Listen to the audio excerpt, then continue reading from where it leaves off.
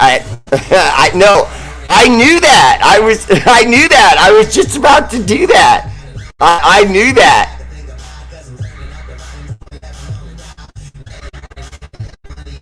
R8RBEAR! No, no, no. See, that was not a gag, okay? I was just playing around. I messed up my mic for a moment. I didn't even need Mama Bear, okay? Everything was all good, okay? She only came in to say, have a good show. You know what I mean? No, it's not, hey, Mama Bear to the rescue. No. No, don't say that, Ryan. Oh, there's Mama Bear. You're good now. I used to be very embarrassed by that. But it's happened too many times now for me to be embarrassed. I'm like a veteran football player, okay? You score a touchdown, you act like you've been there, okay? Mama Bear comes in and humiliates your boy, you act like you've been there. Alexa, shut your mouth. All of a sudden playing all these different beats for me. What the hell was that? Alexa, play Leonard Skinner again. Here's some music by Leonard Skinner. Yeah, right. I came in only. I wanted you guys to see that I listened to Leonard Skinner. I love that guy. Love his stuff. Bump it all the time. And then people look at me and go, is that a black guy listening to Leonard Skinner?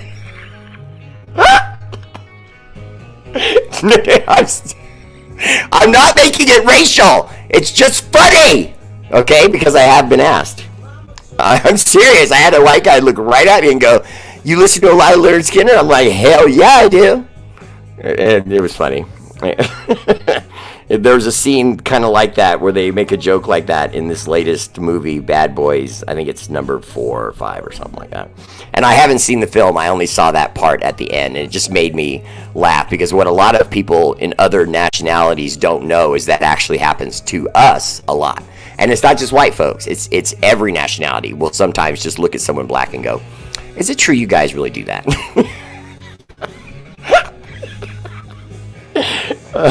Alexa, stop. Try to be nicer to her this time. Just say stop.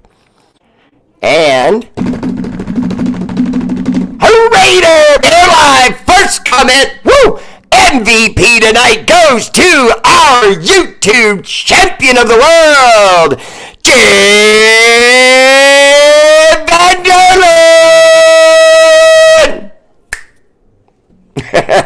See, Jim, I don't give you the whole shebang like that each time because I would blow out my cords. You win all the time. Otherwise, I would. Second place, silver medal, that emoji making son of a monkey, Mark Bear Vargas. And Jim, the only reason I gave him the emojis and you know how he says bear is because he says it like even on my posts. So, you know, it's just a thing now. Third place, my bronze medal goes to John the Lion Leon. I could see where some people might think this is fixed. Yeah, I get the same winners. You know, you guys are dominant. So we got to get someone to sneak in there. And Raider Ryan, you know, Raider Ryan was coming with it. He really tried today. And you whippersnappers, that's right, I still use whippersnappers. You whippersnappers got in his way. No. As usual, I have time for all my hijinks because I have much news. I do. We have a lot to discuss. Now, if you guys have any questions about OTAs, we're in day 2, technically day 3 of OTAs. They picked up on Monday. Usually the first day, though, is kind of like hi, hello, you know, kind of stuff. And then day 2 and 3 kick off and you start to see, you know, real stuff happening that you can actually point to and say, hey, did you see that? Did you see that? So OTAs began. Just about the whole team's there. Not everyone, of course, but you got a couple of people that I understand why they're not there. Veteran presence, you know, coming off of injuries the prior year, blah, blah, blah. So not too bad. The turnout's been pretty good. Facebook! R8RBEAR First comment, woo, and I got to give him the same treatment Josh Russell I got to. He's the new heavyweight champion of the world. Dustin King! Dustin, come on now, get in there. Second place, my silver medal goes to, a guy I met I really like. He has good comments. And he keeps me on my toes, and I like that. Don't ever stop doing that. Lucky Pace! What's up, LP? Welcome to the show. Always there for Raider Bear. LP, I like that, because it sounds like a track, like a record LP. I like that. See, Lucky, if you ever started rapping or singing, whatever, because you got that kind of voice, and then you nickname yourself LP, ooh, that would be hard. Okay. Third place, my bronze medal goes to, and you guys know I love it when a Raiderette, slides into my medal round. That's often referred to as the Sausage Fest, because there's so many dudes. Well,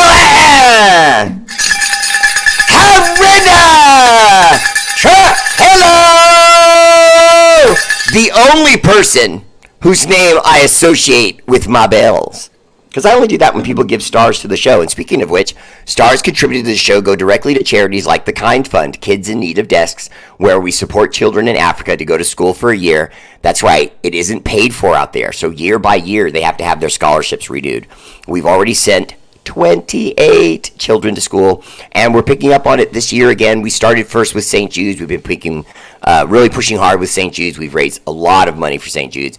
By the time we get to the end of this year, we should be at 10,000. We're over 7,000 now. We're approaching 8, and then we will get to 10,000. We will get to 10,000.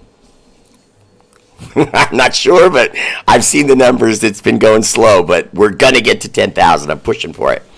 And last but not least, Punks for Autism, and we always appreciate that. Punks for Autism, who has a concert coming up. And I don't know. I actually may be wrong. I got to double check that because it may have actually went by because I haven't been checking up on it. But we were able to get Chuck D and Public Enemy, and they're doing a concert for autism, and it's super great. But not only are they doing it for autism, they're doing it under the banner of Punks for Autism. So super cool that they would even be associated with us. Incredible.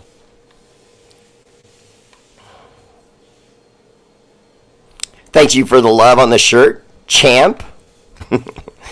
Reyes Antonio, what's you doing? Welcome to the show. Bob Standard, what's up, Bob? Always there for Raider Bear, Raider Ryan. I see you there. I'm catching up with all the no sound. No, Reyes Antonio, it's not another one of these deals. Tanamoku said nope. Tanamoku, you better still be here. Give me that nope stuff. I fix it on the fly. No, that's why I did it again, Elon. Artie Raider Bear, I got you. Artie Raider, I like that. But we'll go Artie Raider Bear. I like that better. Armando Madrano, what's up, man? Welcome to the show. Salute to you guys, Jim and Mark, for always being top Raider Bear supporters. I have been seeing you guys for years in Bears chat. Very true, Raider Ryan. That was really cool. I was working on it. John Raider Ivy, what's up, brother? Welcome to the show. Steeler Val, always there for Raider Bear. And Tommy, what's up, buddy? Elon Bush, there we go. Dustin King also with a there we go. Let's see how many there we goes we got. Nick Purifoy, what's up? Welcome to the show. Great profile picture. No, Corinna, it was not Mama Bear to the rescue. I was just about to fix it. She came into the room just to tell me that she loved me and to have a great show. I can't lie on her like that. All right, she saved me. Ken Asylum Mendelson Jr., what's up? Welcome to the show. Okay, I'm just going to skip down just a little bit, make sure everybody's here. Gil Moody, how you doing, brother? Welcome to the show. Denton Rhodes, Space Force. What's up, brother? Welcome to the show.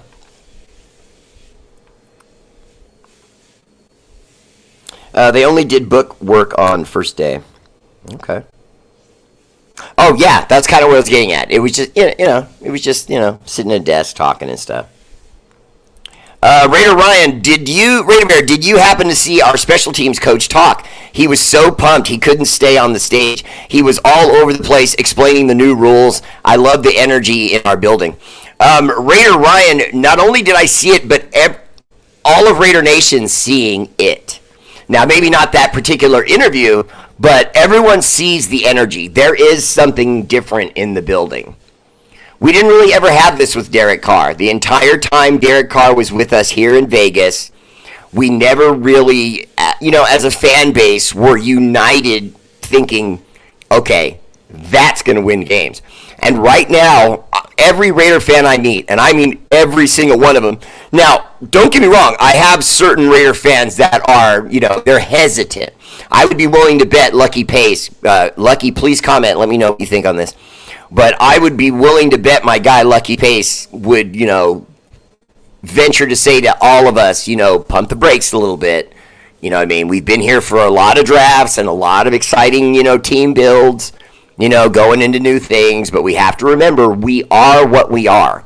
We are a new team.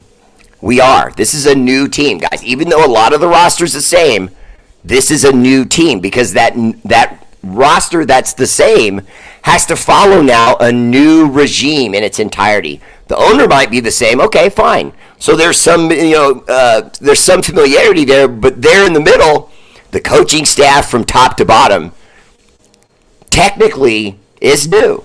Even Antonio Pierce having been with the team, that doesn't matter. It wasn't in this role.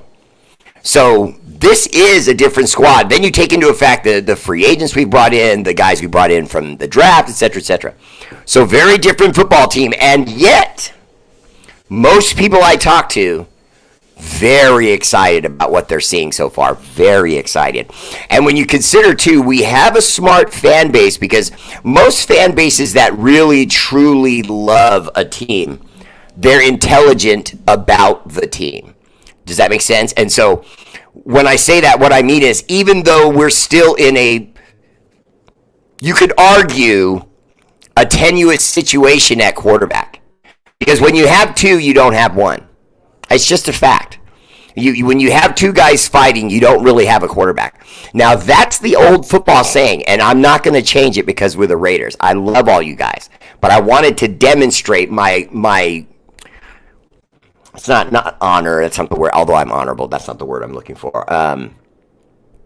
The fact that I keep it real, this is the definition of that, because I want to jump on board with everyone and go, yeah, let's go, but I also want to remind everyone, even though AOC was my pick, even though Antonio Pierce has given him the vote of confidence, and even though we're already hearing that in OTAs, in their sessions, when the quarterbacks are going in there to throw the 7-on-7 drills, it's been tasty. I wanted to word that just right. It has been tasty, okay? The reports you're getting back already is that Gardner Minshew and AOC are like on it. They're snapping balls, hitting guys in the middle of the field, right in their hands. There was a touchdown pass to our guy, Madison, the new running back that we brought in from the Vikings.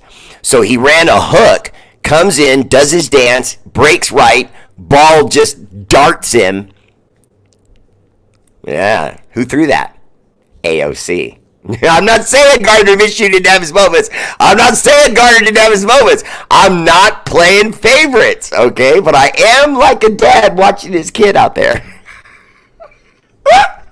So I'm maybe playing favorites. Just never do this to a man. It never goes well. I may be playing favorites by about this much, something like that.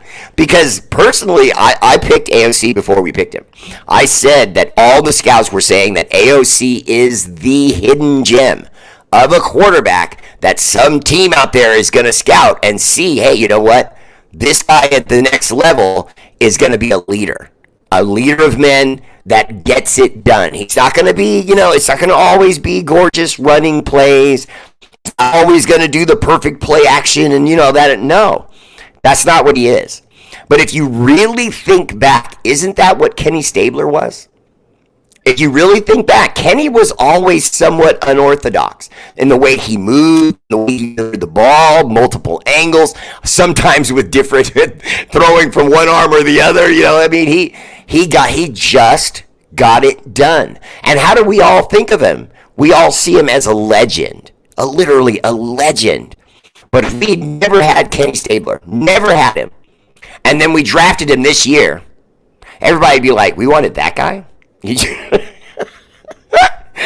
Because the intangibles, the way he runs and things like that, he was fast, but he had to get his legs going. But once he got his legs going, he was fast. He had that kind of like Bolitnikov kind of speed where he was faster than he looked because he didn't run a good 40 time, but he was one of those guys that ran great in pads. See, there are a lot of guys that are naturally gifted, God-gifted fast, just lightning in their legs. And then when you put the pads and the helmet on them, it takes them a while to get used to how it feels and to get their stride to work with all those pads so they can reach their top speed.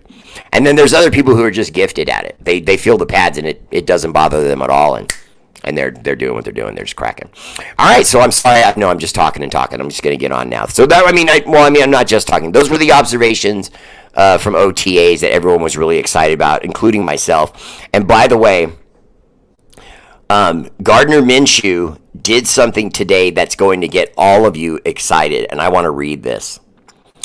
With Minshew creating some time in the pocket, he moved through the pocket, saw to his right the rookie, and hit him clean in the flat for a first down on the play. And some of you might ask when I said the rookie, which rookie I'm talking about? Dylan Laube! That's right, Dylan Laube. Why am I shouting? You're all going to pay. You're all going to pay. I want at least 1 star from everyone when they see it, because I told all of you, woo, the moment we picked up Dylan Laube, I put foots in everybody, and I said, you think this guy's just going to be on the practice squad? Really? All right. All right. Check the tape, okay? I don't want to have to put foots in everybody. Check the tape. That kid has wheels. And on top of that, he runs a route on the field like a dude on a surfboard riding just a tasty wave, and the cone comes, and Dylan Laube just sort of rides right there. That's how he runs, guys. I'm dead serious. I am dead serious. Go back to any Dylan Laube run that he has where he has blocking and watch how he runs.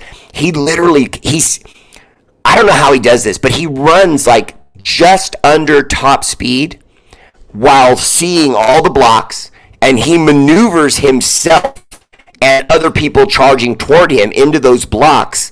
And then the second there's daylight, he can just one step and he's going top speed.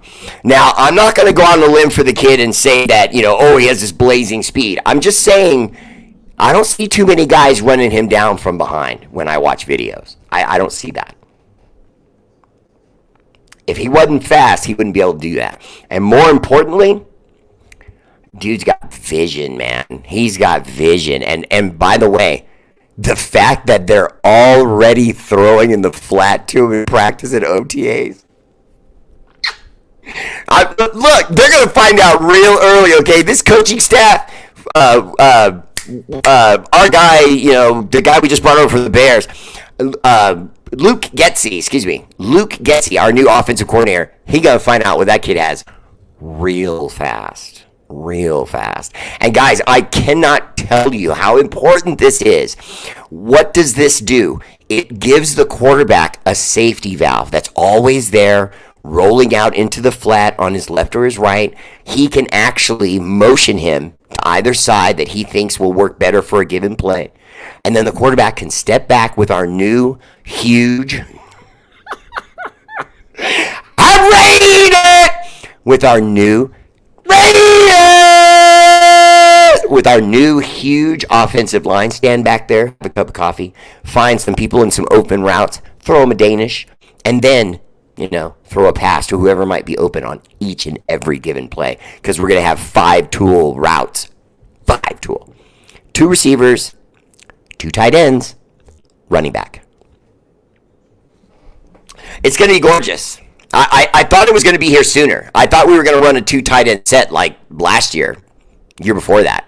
I really did. And when we brought in Michael Mayer, I thought for sure we were going to run some sort of 2 tight end set, like a dominant 2 tight end set. And instead, it didn't happen. We just kept sort of throwing to the tight end out of certain route formations. Now, it's coming.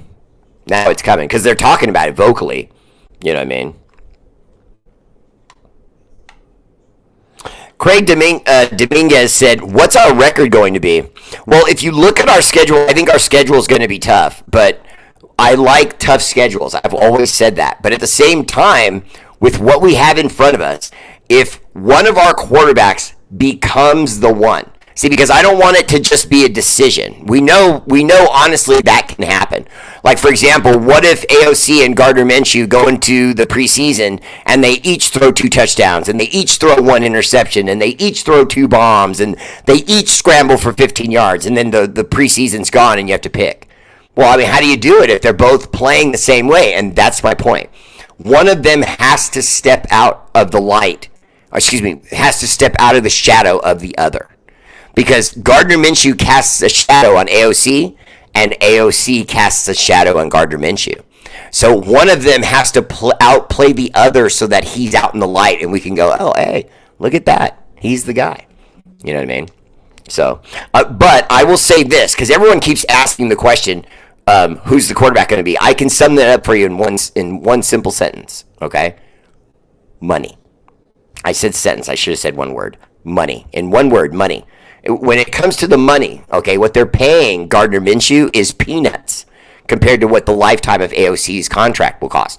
Now, AOC's contract's not, particularly expensive, but it's still more than Gardner Minshew's. And Gardner Minshew is a valuable asset already, more so than AOC, because he's a proven commodity that's moved throughout the league, been on other teams, and every team Gardner Minshew has been at, every team, look it up, I'm telling you.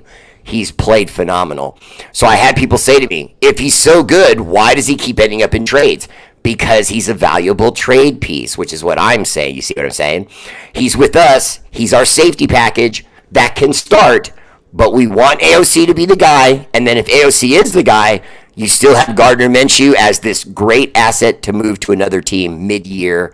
If you see AOC's got the squad under control, he's not getting hurt, then maybe you move him for a player.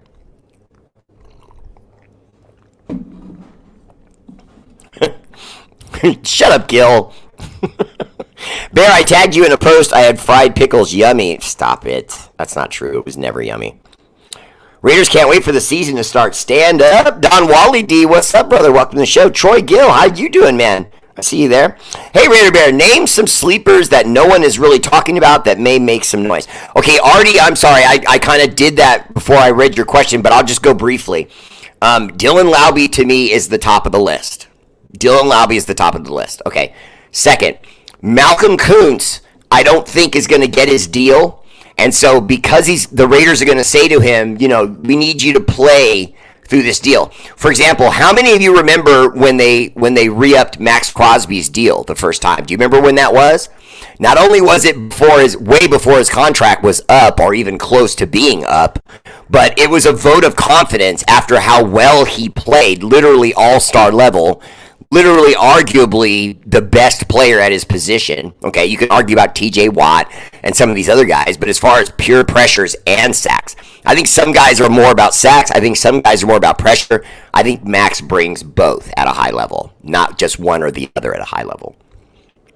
So, anyway, but I think Malcolm Kuntz, although we saw something from him last year and some of the Raider fans were excited about him, I don't think we were excited enough when you consider he didn't really start getting consistent snaps until the last 9 games of the season. And in those last 9 games, he got 8 sacks.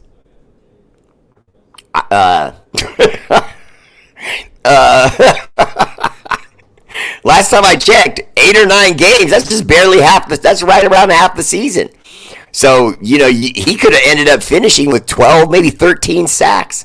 had that been how our season starts, well, guess what? This season's going to start just like that, with Antonio Pierce looking at him and trusting him and saying to him, go out there and earn your money, brother. And he's going to do it. He's going to do it. The player, a type of player coach, got to Malcolm Kuntz just in time. You know what I mean? Because if Josh McDaniels is still the coach, Malcolm Kuntz is not on this team. He probably would already be off the roster. And in other words, I mean, the Raiders would be shopping him or telling him he's going into free agency. But because of Antonio Pierce putting him out there and saying to him, I'm giving you rest, now go out there and do it. And like a dog off the leash, he gives us 8 sacks, a bunch of pressures. There was a lot of other good stats there, too. He had like 2 or 3 tackles behind the line of scrimmage, and it was nice. But let's see. Okay, one other, too. Artie, one other, too? One other as well, Artie. I would say to you, the kid, the safety that we brought in from Army, I think the Raiders are really high on him. Now, obviously, when you draft someone, you're high on that player. But, I mean, they think he might be like a for sure thing. Like he's going to hit the ground running. You know, no one's going to call him Charles Woodson or anything like that. But they think we might have found a new young safety for years to come. Let's see, Mr. Bear, my little boy is becoming a man. He went shopping today, and then we came out, some jerk guy about my age was getting really rude, and Tommy stepped in between us like he was going to defend me. He even took the stance that Dad taught him. Someone else intervened, and the jerk guy went away, and I have my pepper spray in my hand. Tommy, that's a good young man right there. You always look out for Mom, no matter how big the person is, no matter how wild the dog is. I don't care if it's a bear, even if it's a bear. Well, not this bear, but any other bear. You protect your mama. Don't protect her against me. Me and your mom are cool. Don't do that. Okay, let's see. I heard Michael Mayer said he didn't like McDumdum and even dreaded coming into the facilities. Dustin King, he's speaking from the locker room. There's probably more than half the roster that would say that to you. And the half that wouldn't say it is being professional. You know what I mean? Because there are certain guys, like, for example, Mayer can say what he said, but he better be careful. I would limit it to that. Because obviously we believe Mayer's going to be a Raider. He's not going anywhere. He's just too talented. And when his next part of his contract comes up, he's going to have the stats more than likely to prove it. So should he stay healthy, I don't see him being anything other than a Raider. So having said that, he's okay. But if he ends up a free agent in 3 or 4 years, you know, teams are going to remember comments like that. You know, are you going to enjoy coming into our locker room, or, you know, are you going to half-ass it for us and then go somewhere else?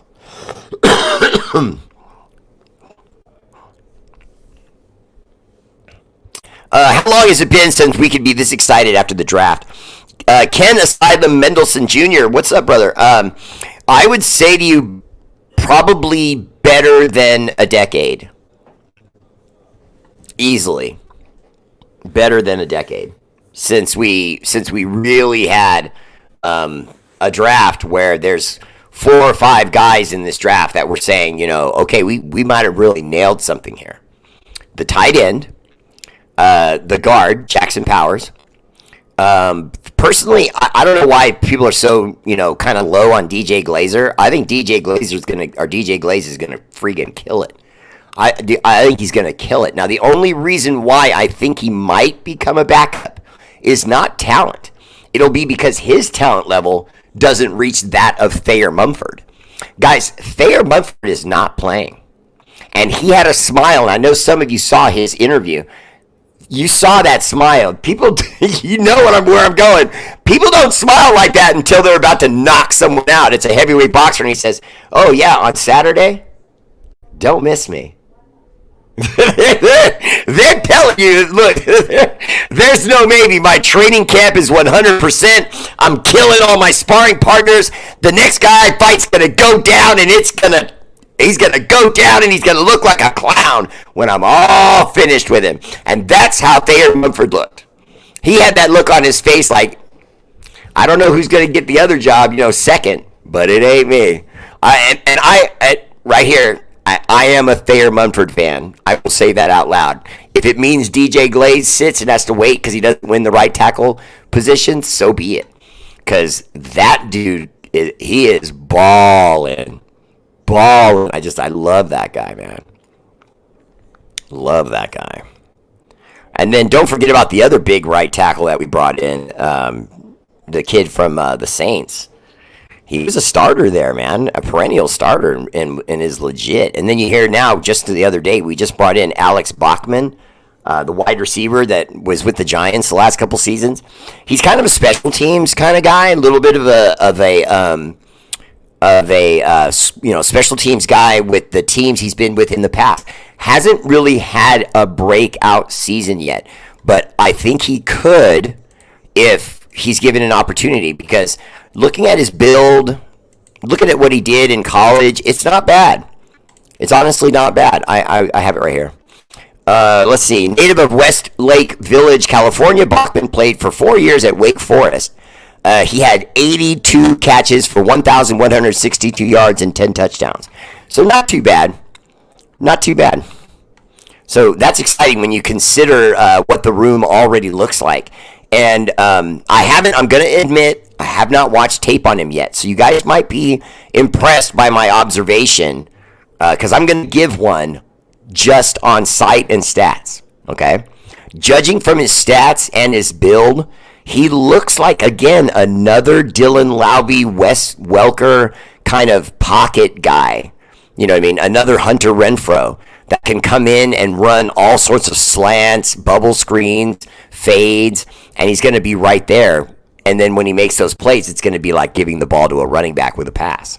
He's going to be so jitter quick, so good in the blocking that it's going to make big plays for us. I think he looks like he could be really nice. Troy Gill, I think honestly a lot of Raider Nation is hoping AOC is going to win the job because he's so young, you know what I mean? We've got him signed. There's no problems. He can just let it rip and earn that next deal. We beat the Chiefs! Thank you for reminding me to serenade number one Chiefs fan, Gil Moody, who's in my audience tonight.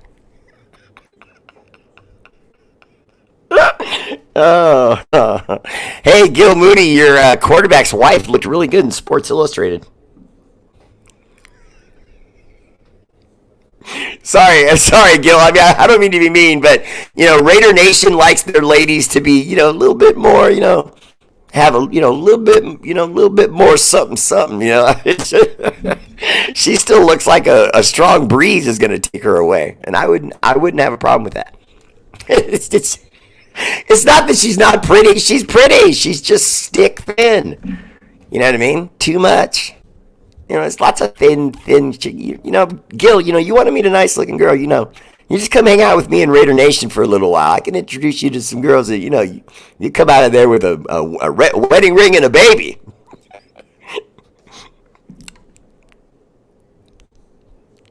I just want to do it one more time. Mark Martinez, what's up, brother? Welcome to the show. Bear, do you think a few winning seasons could change the amount of fans in the stands, real home field advantage, or do you think there'll always be a lot of away fan since it's Vegas? Okay, Mark Martinez, a great profile picture. Hashtag daughter dad. Fellow daughter dad. Now, I want to say this to you, brother. I don't have too many people ask me that question, and when they do, I usually answer it off camera. But I'm going to answer on camera and once again prove my sincere honesty to Raider Nation when I say to you, no, brother. The only thing that will put butts in seats in Vegas consistently is that thing. They've got to win a ring, brother. That's all that's going to do it. They're going to get us loyalists. They're going to get us fans that ain't going nowhere. They're going to get us.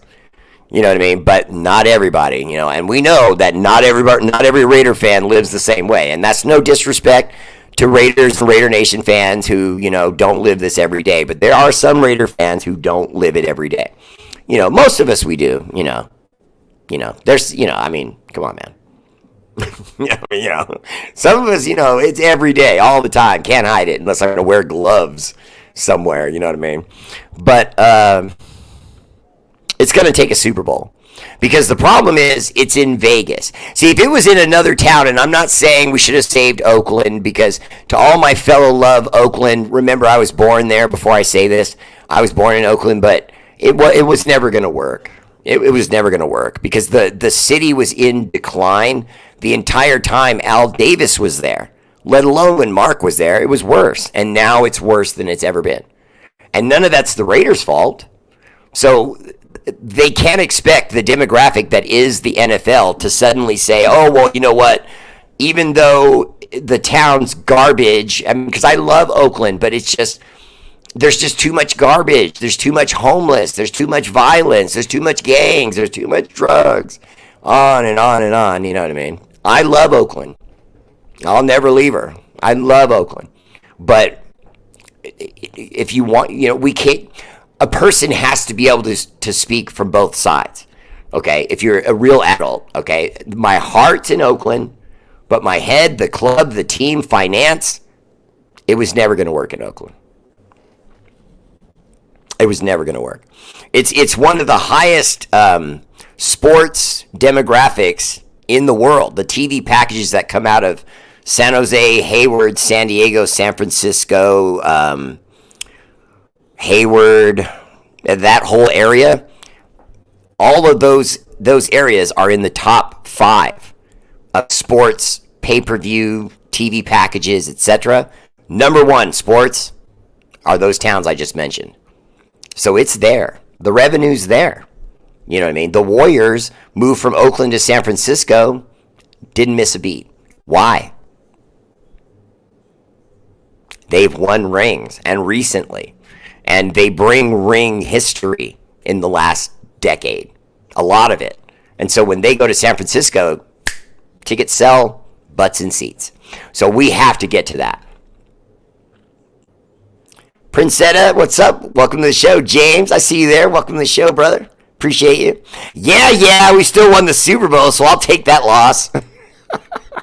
Well, Gil, we'll take that win, because that's bragging rights against the champ. You're the best. You got everybody, but you didn't get us.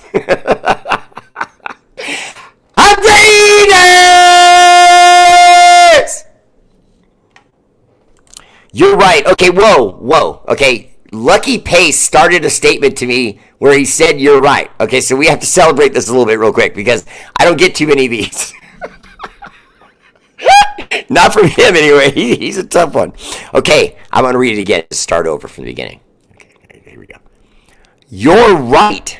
New team. It all boils down to who is going to be QB1 and how they perform in our new offense. I got one from Lucky.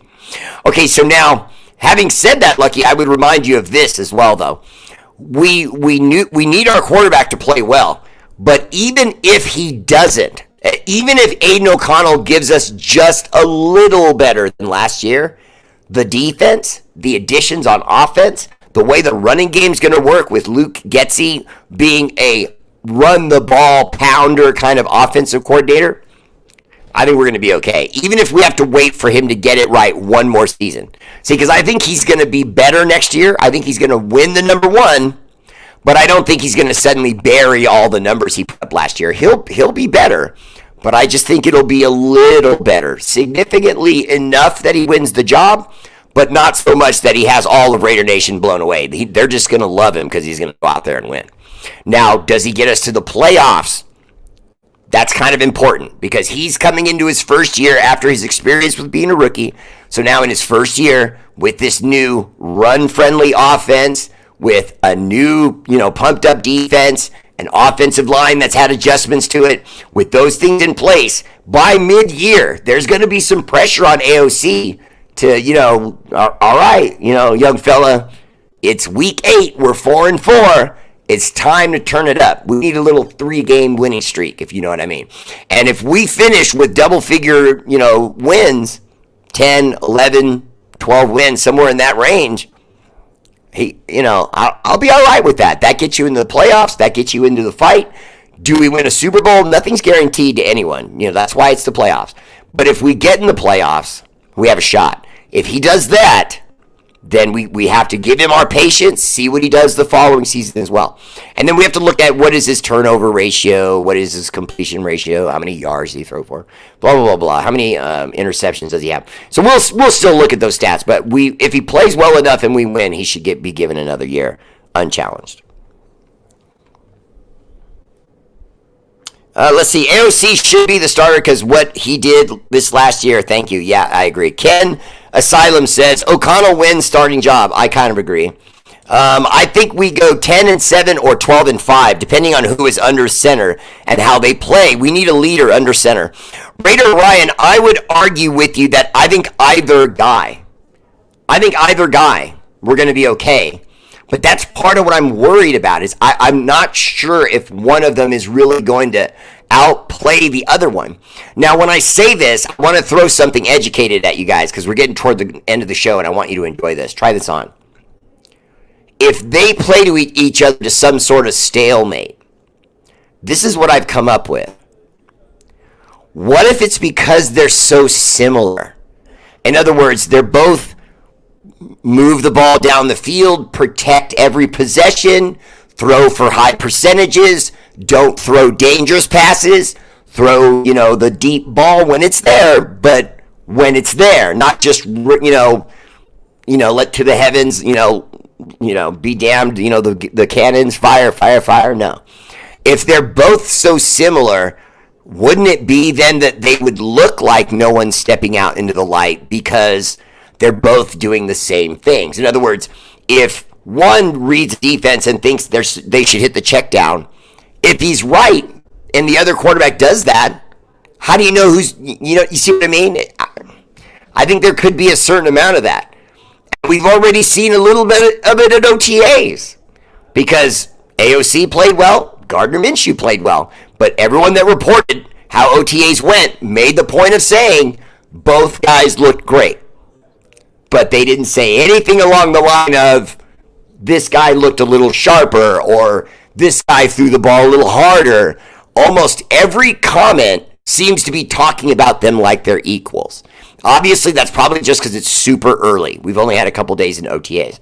But I don't know, man. I think there's a good chance that they might just drive the car the same. You know what I mean? One takes it on the track.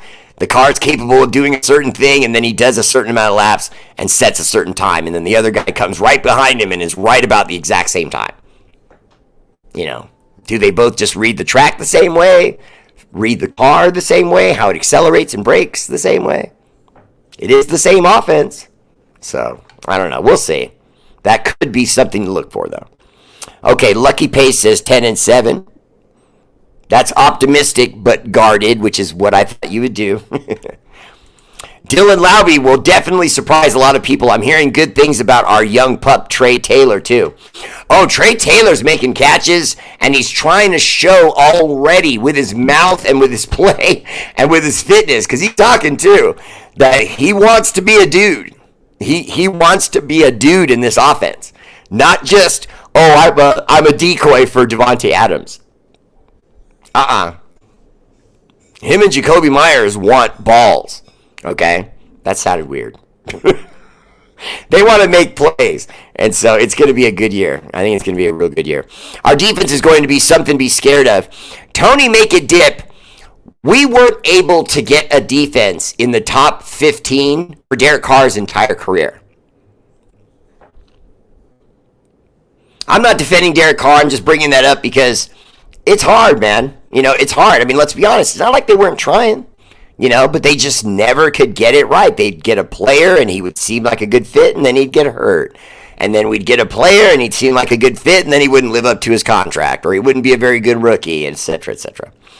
AP better do his job this year and make this team play like dogs on defense. I don't think there's any doubt about it, Glenn. We saw it last year. His influence on the defense is why the room got so rabid dog. You saw the same thing I did.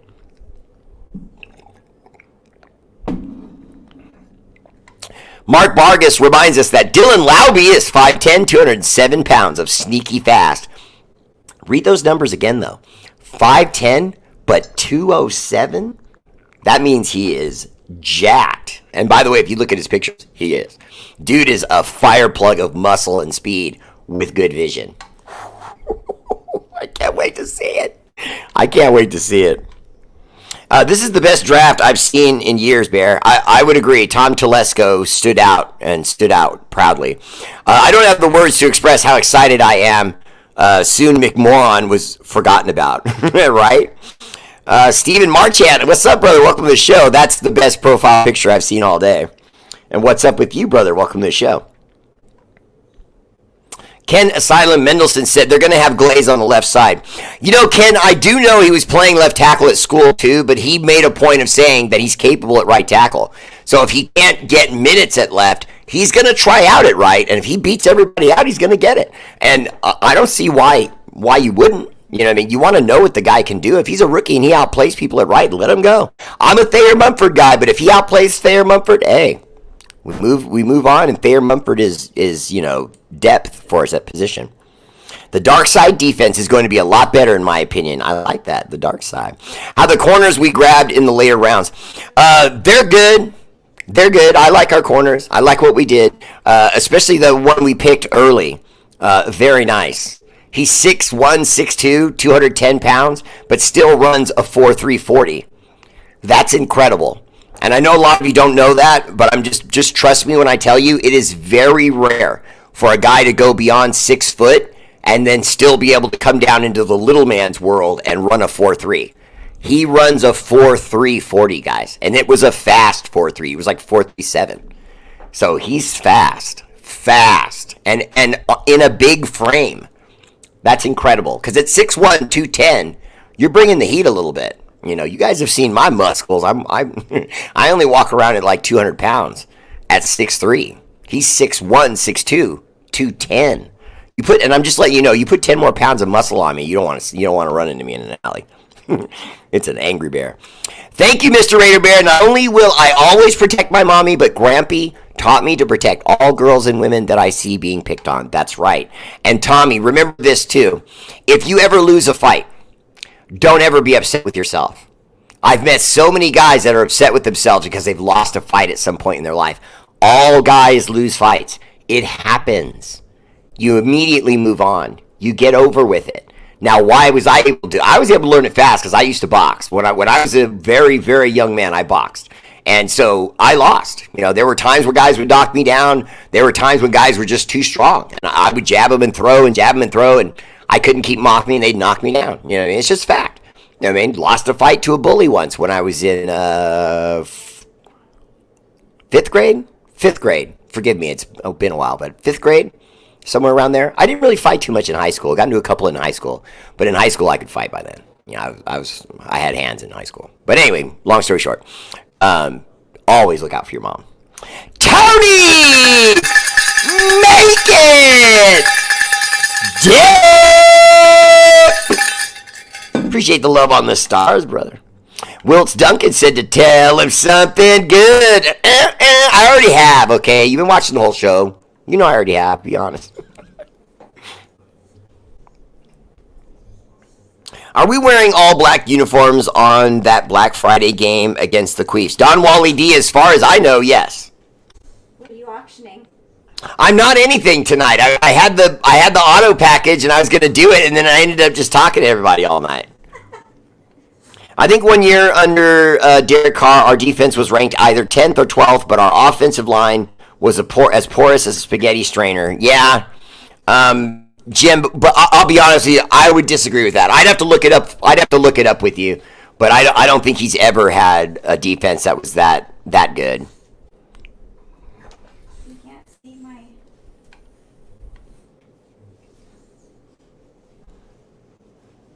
Kenna Salem and Raider Ryan, yes, you are correct. And Tanamoku, yes, I confused Trey Taylor and Trey Taylor and Trey Tucker. I confused my Treys. Hey, at least I admit it, okay? Get that from another host, okay? Never happened. Show me a man who says he's never lost a fight, and I'll show you someone who is either a liar or has never been in a fight. Exactly. Well said, Doc Raider. Thank you for another fantabulous show. Alexa! Play Hide by NASA. Marvelous Remix by NASA. I made myself choke. I sounded that so loud. All right, that's my show. Much love. Shout out to our armed forces, Army, Navy, Air Force, Marines, National Guard, Space Force, for all you do. The energy and love of this show is dedicated to your sacrifice. Active and veteran, much love. R8RBEAR! All right. Tomorrow night, come back for me. I see 30 people still watching. That's enough that I can still tell you. Check it out. I got it all right here. I just got in another one of these car packages, as I like to call them. So I'm going to have the solid steel black on black, not that cheap silver steel one. You know what I'm talking about. The black on black with the black Raiders car logo emblem. I'm going to throw in one of my R8RBEAR fan cards. That's right, the R8RBEAR has a fan card. Can you believe how arrogant that is? The fan card, I'm throwing it in. Hey, those are valuable, okay? And my last R8RBEAR blackout patch. See, I'll show you, honestly, I've got white ones still. The white one's dope. I only have white ones because I got extra of the white. And then everybody wanted black for some reason.